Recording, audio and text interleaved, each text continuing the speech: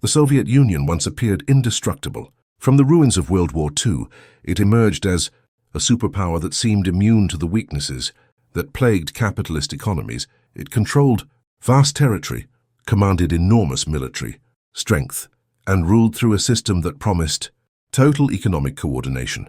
There were no private banks collapsing, no stock market crashes, broadcast to the public, no visible financial panic to the outside world, and even to many inside. It looked like an empire built on iron certainty. At the center of this illusion was a belief that money itself had been conquered. In the Soviet system, finance was not supposed to rule society. Banks did not chase profit. Credit was not guided by risk. Prices did not fluctuate. The state decided what was produced, how much it cost, and where money flowed. The banking system was presented as a neutral pipeline, quietly moving funds according to the plan. Stability was not debated, it was declared. For decades, this structure masked profound weaknesses. Factories met quotas but wasted resources. Enterprises survived regardless of performance. Losses were hidden inside state accounts. When production failed, money filled the gap. When shortages appeared, statistics erased them. The banking system absorbed every contradiction, quietly, expanding credit to cover inefficiency, delay reform, and protect political authority. But money remembers what ideology tries to forget. Every unproductive loan, every subsidized failure, every ruble printed without real output accumulated pressure beneath the surface. The Soviet citizen felt it in subtle ways: wages that bought less, savings that could not be spent, stores that never quite had what was promised. Yet the system endured because no single moment exposed the truth. By the late 20th century, that balance was breaking. The economy slowed, oil revenues faltered, military spending drained the budget. Reformers began to look not at factories or farms, but at the financial bloodstream connecting them all. What they found was not a tool of control, but a mechanism of denial, a banking system designed to hide collapse rather than prevent it. When Soviet leaders finally attempted to modernize that system, they unknowingly struck the foundation of their own power, because once banks stopped enforcing the illusion of stability, there was nothing left to support it. The collapse of Soviet authority did not begin with protests or coups. It began quietly inside the institutions that managed money, credit, and trust. For most of its existence, the Soviet Union described economic success in terms very different from the capitalist world. Prosperity was not measured by profit, consumer choice, or efficiency, but by output targets and employment guarantees. Factories operated at full capacity on paper. Workers were never officially unemployed. Wages arrived on time. From the outside, it appeared as a system without the boom and bust cycles of market economies. But this apparent stability came at a hidden cost, and the banking system was where that cost accumulated. At the core of Soviet finance stood Gosbank, the state bank. Its role was not to judge whether a loan made sense, but to execute political instructions. If a ministry ordered production, the bank supplied the credit. If a factory failed to meet its plan, funding was not withdrawn, it was increased. Bankruptcy in the capitalist sense did not exist. Enterprises were considered too important to fail because failure itself was ideologically unacceptable. This created what later economists would call a soft budget constraint. Managers learned quickly that efficiency did not determine survival. Political relevance did. Factories overproduced useless goods, wasted raw materials, and demanded ever larger loans to meet unrealistic quotas. The banking system recorded these transactions as if they were neutral bookkeeping, but in reality it was monetizing failure. Meanwhile, consumers lived inside a contradiction. Money flowed steadily into household savings accounts, yet goods remained scarce. Prices were fixed far below real value, ensuring chronic shortages. Over time, citizens accumulated rubles they could not spend. This was not visible inflation, but it was economic distortion on a massive scale. The banking system held trillions of rubles backed by little more than state promises. Externally, the Soviet Union relied heavily on hard currency exports, especially oil and gas. These revenues allowed it to import grain, technology, and consumer goods. temporarily relieving internal pressure. But this dependency made the system fragile.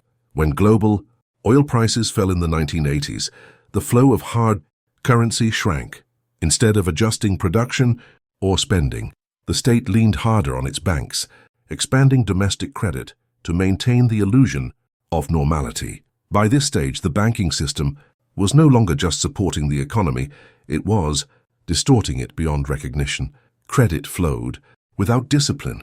Debt lost meaning. Money existed in quantities disconnected from real production. The official narrative still spoke of stability and socialist prosperity, but internally the system was strained, inefficient, and increasingly fragile. What looked like prosperity was actually postponement. Every loan rolled over was a problem delayed. Every ruble printed was trust slowly eroded. And the longer the banking system protected the Soviet economy from reality, the more devastating reality would become when it finally arrived. The point of no return came when Soviet leaders chose to reform production without reforming financial discipline.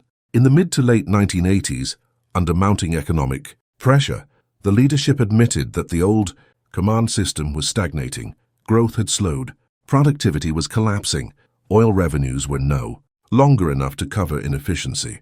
But instead of dismantling the mechanisms that hid failure, they attempted to loosen control while keeping the same banking foundations intact. It was a decision born of fear rather than clarity. The law on state enterprises in 1987 was the turning point. Factories were granted greater autonomy. Managers could negotiate contracts, retain profits, and make independent production decisions. On paper, this looked like modernization. In reality, it created a dangerous contradiction. Enterprises were free to spend, but banks were still obligated to lend. Risk existed, but responsibility did not. Credit limits weakened, yet bankruptcy remained politically impossible. At the same time, the government authorized the creation of cooperatives and quasi-private businesses. These new entities operated in the gaps of the system, exploiting price controls and shortages. They needed capital, and the banks provided it, often through personal connections rather than evaluation. New commercial banks emerged, but they were little more than extensions of ministries and enterprise. Directors, in many cases borrowers and lenders, were effectively the same people. Leaders believed this flood of credit would buy time. They feared unemployment more than inflation. They feared unrest more than debt. Printing money and expanding loans felt like a temporary solution to avoid social explosion. The banking system became the political shock absorber for every unresolved problem. But money cannot absorb contradictions forever. As enterprises spent freely and repayment became meaningless, the volume of rubles in circulation exploded. Production could not keep pace. Goods did not appear. Instead, inflation emerged in hidden forms, shortages, black markets, and collapsing trust. The ruble began to lose credibility, not because of foreign attack, but because the state itself had turned it into a tool of denial. By 1990, the system was irreversibly damaged. Banks no longer enforced discipline. Debt figures were fictional. The financial system had shifted from managing the economy to masking its failure. This was not reform, it was uncontrolled monetary expansion disguised as stability.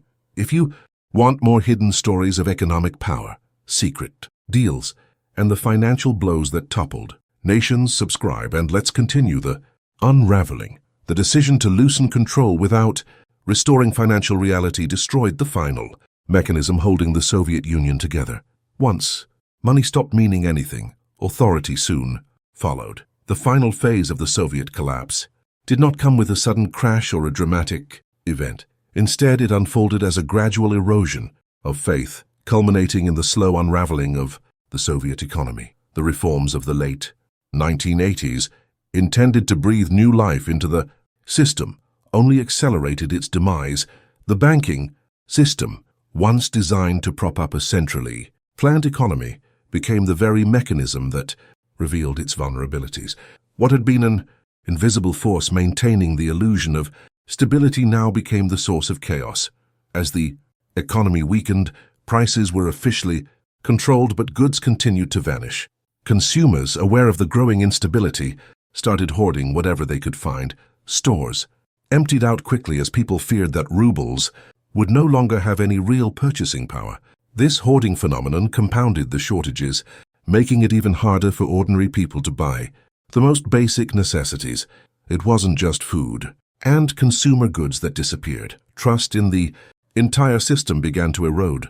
Behind the scenes, inflation crept into daily life, albeit in ways that weren't immediately visible. The real cost of goods increased because the state-controlled prices no longer reflected actual supply and demand. While wages remained the same, the purchasing power of those wages diminished rapidly. People could not buy what they wanted because there was little to buy, and the ruble in their bank accounts slowly became worth less each day. The most alarming part of this process was that these symptoms were largely invisible to the state's leadership. There was no official collapse, no large-scale protest demanding change. Instead, it was the quiet erosion of confidence. The Soviet system had hidden its financial problems for so long that it was nearly impossible for most citizens to understand just how deep the crisis had gone. It became clear to many, however, that the very system that had once promised stability was no longer able to deliver. On the one hand, the government continued to issue loans, provide credit and print money in an attempt to sustain the illusion of normalcy. But the economy was not functioning in a meaningful way. Enterprises flush with cheap credit had no incentive to perform efficiently. Instead of focusing on production or quality, they focused on survival, finding ways to keep their doors open as long as possible. The banking system allowed this by continuing to extend loans without checking whether those loans were actually productive. Meanwhile, private and semi-private enterprises that operated within the new cracks of the system, thanks to reforms like the legalization of cooperatives, thrived on the instability. They could buy goods at state-controlled prices and sell them on the black market for much higher prices. These black markets became a lifeline for many citizens who could not rely on state stores to meet their needs. As state-run enterprises faltered, the shadow economy flourished, but this further undermined the legitimacy of the Soviet financial system. The military-industrial complex, which had long been a sacred cow, began to feel the strain as well. The vast resources it consumed were increasingly difficult to sustain as internal economic pressures mounted. The Soviet state was unable to fund both its military ambitions and the growing domestic need for basic goods and services. This led to greater resource scarcity, affecting the lives of everyday citizens, while continuing to drain state coffers. Moreover, the military-industrial sector was often shielded from the growing chaos. It consumed enormous amounts of resources, yet there was little accountability or reform in the sector. It was one of the many contradictions that the banking system could not hide any longer. By the time Soviet leaders realized the full scope of the financial crisis, it was too late to reverse course. The banks were overextended. The ruble had lost nearly all credibility, both domestically and internationally. The Soviet Union's external debt became unmanageable, and the nation struggled to meet its international obligations. Foreign creditors, long wary of the Soviet financial system, became increasingly alarmed, further isolating the country from global financial markets. What made this crisis so dangerous was its lack of visibility. The Soviet Union did not experience a dramatic collapse in the way that other economies have. There was no single moment of shock. Instead, it was a series of cascading failures that slowly chipped away at the foundation. The banking system, once the backbone of Soviet economic management, had degenerated into a tool for postponing inevitable collapse. Each new loan, each new ruble printed, pushed the crisis further into the future, but did not address its underlying causes. The collapse of the Soviet Union was not just about political reforms or the failure of leadership. It was, in many ways, a financial crisis that had been hidden from view for decades.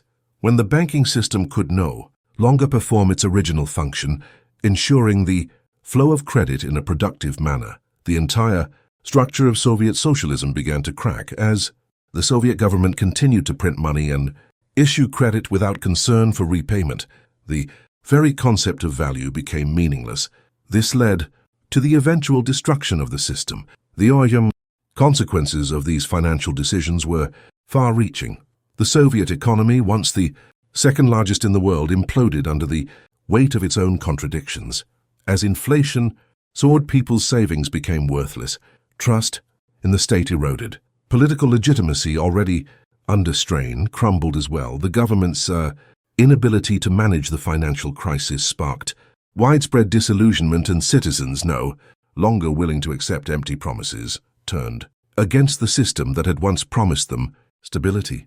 In the end, the Soviet banking system, once viewed as the glue that held the command economy together, became the very mechanism of its undoing. By the time Gorbachev and his advisors recognized the scale of the problem, the damage had already been done.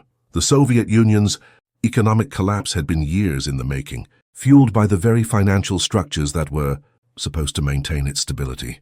When the financial foundation of the state crumbled, so too did the political structures built upon it. The Soviet Union was no more. This was not simply the story of a failed state. It was the story of a financial system that tried to defy economic reality for too long, only to be undone by the very mechanisms that were supposed to sustain it.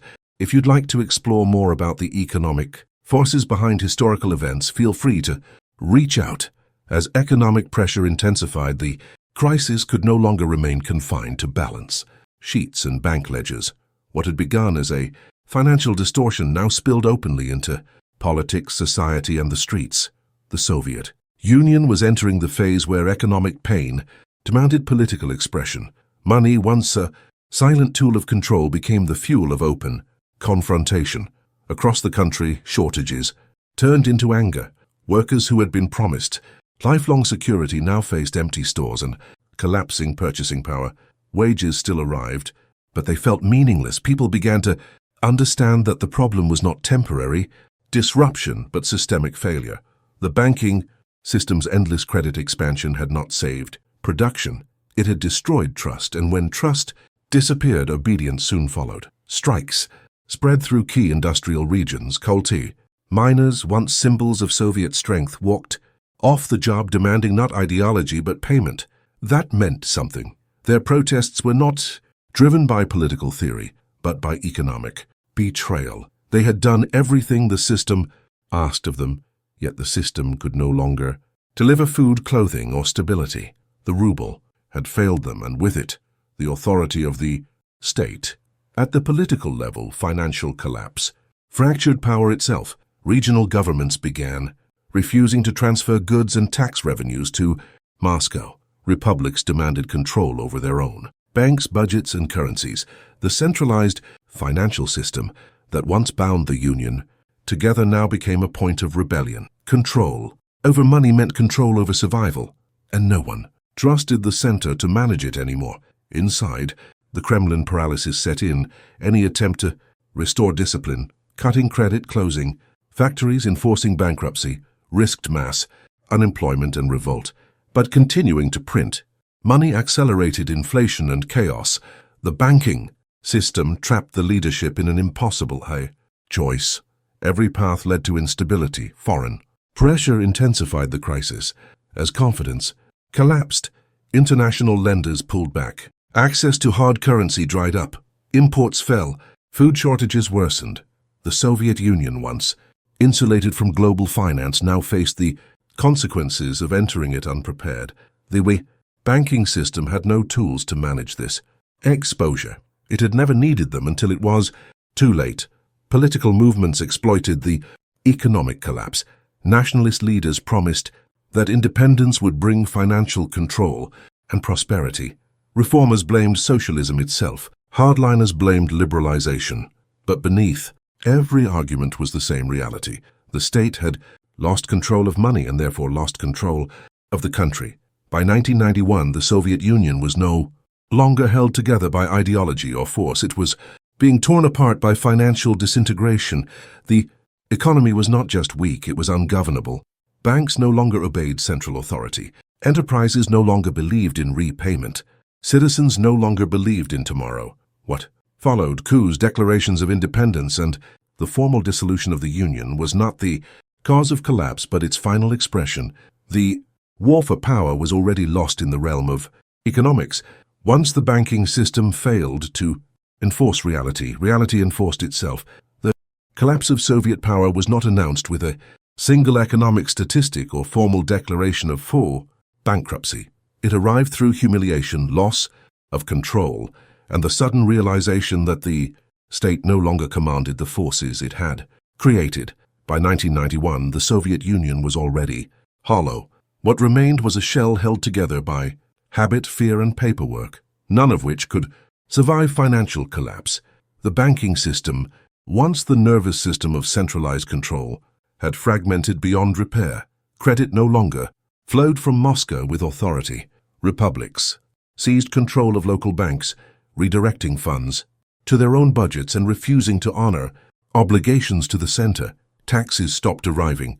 Enterprises paid workers in goods instead of money. Barter replaced currency in entire sectors of the economy. This was not reform, it was economic anarchy. The ruble collapsed as a unifying instrument. Different regions imposed their own price controls, coupons, and restrictions. Inflation accelerated violently, wiping out household savings accumulated over generations. What citizens had trusted as permanent security dissolved almost overnight. The state savings banks, symbols of stability for decades, became monuments to betrayal. Money had not just lost value, it had lost meaning. Political authority collapsed alongside the currency. When the August 1991 coup attempt failed, it revealed what the financial crisis had already proven. The central government could no longer enforce obedience. Soldiers were unpaid. Ministries were bankrupt. The banking system could not finance repression even if the will had existed. Power shifted not through ideology but through liquidity. The fatal misunderstanding was the belief that financial reality could be delayed indefinitely. Every soft loan avoided conflict. Every bailout preserved political calm. Every printed ruble prevented unemployment. But each decision traded short-term stability for long-term collapse. When reform finally arrived, it exposed contradictions the banking system had hidden for generations. Money flooded the economy, but trust evaporated. Authority weakened, control dissolved. This story is not unique to the Soviet Union. It is a warning written in extreme form. States rise not only on armies and ideology, but on credible financial systems. When banks stop enforcing limits, power becomes illusion. When money stops reflecting reality, politics loses its foundation. The Soviet collapse shows that economic systems do not fail suddenly.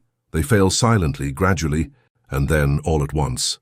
The moment the banking system stops saying no, the state has already begun to fall. Empires rarely collapse from external attack alone. They collapse when their own financial structures can no longer support the weight of denial. The Soviet Union did not lose a war. It lost control of money, and with it the future